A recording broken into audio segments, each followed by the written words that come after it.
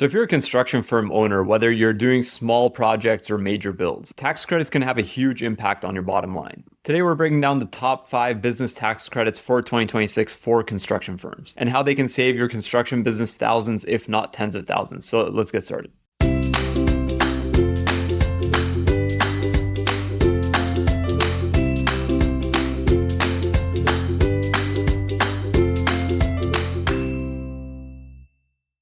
Hey everyone, George here. So if you're new to the channel, we talk all things accounting for contractors here. So today we're talking about the top 5 business tax credits in 2026 for construction. So number 1, the work opportunity tax credit. So this one's incentivized to hire individuals from targeted groups that usually have trouble gaining employment. So this is a big one in construction, and construction businesses can earn anywhere from $2,400 to $9,600 per employee, and in some cases more, depending on hiring category and wages. So examples include hiring veterans, recipients of SNAP, ex-felons, and there's like a whole list that goes into this. So if you're staffing up, especially on larger projects, this project can meaningfully cut payroll taxes, and it's very underutilized, so it's very much overlooked. So if you have any questions on it, our calendar link is down in the show notes. The second one up, energy investment tax credit. So for construction firms installing commercial energy or solar systems, the energy investment tax credit offers up to 30% tax credit on the spend, basically for qualified project costs like labor and materials. So bonus credits may be available for domestic content or energy community locations, potentially pushing the credit up to 40% of spend. But the thing on this is that timing really matters because the construction on this needs to begin by mid-2020 in order to qualify for the full 30%. So think of this credit as it doesn't just offer you tax credits. If you even did it for your own business, it lowers your operating expenses in the future. Number 3 credit is the New Markets and Empowerment Zone credits, also known as the NMTC, New Markets Tax Credit.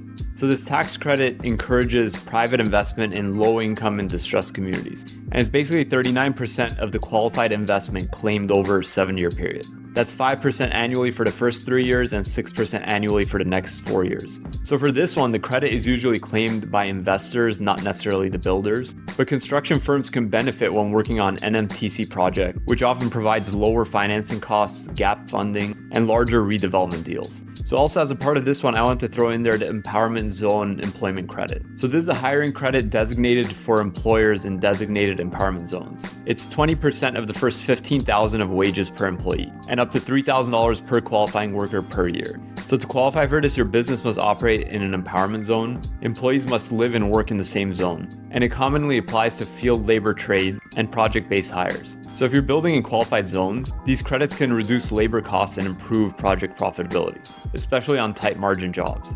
Number 4 credit I wanted to talk about it's not a very common one. It's the Rehabilitation Historic Tax Credit.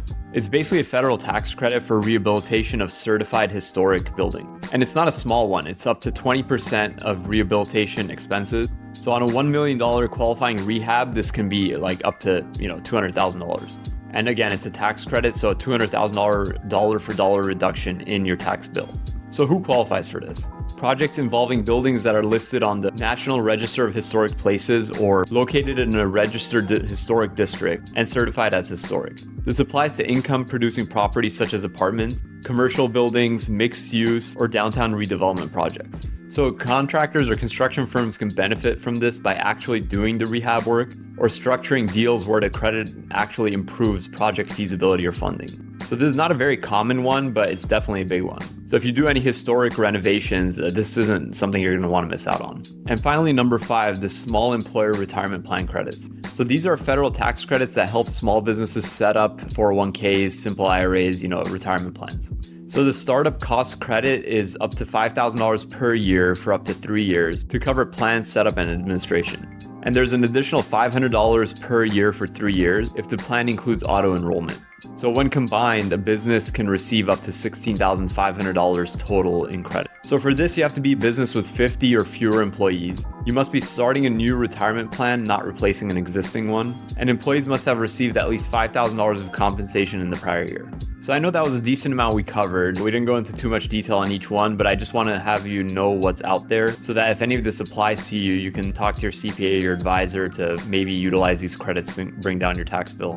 And ideally, if you have a growing business, a scaling construction firm, you want to be doing proactive tax planning, not just at the end of the year or once the year is over, because there's very little you could do then. You want to do it throughout the year. And that's something we do for a lot of our clients. If you have any questions, you feel any of this applies to you, feel free to book a time.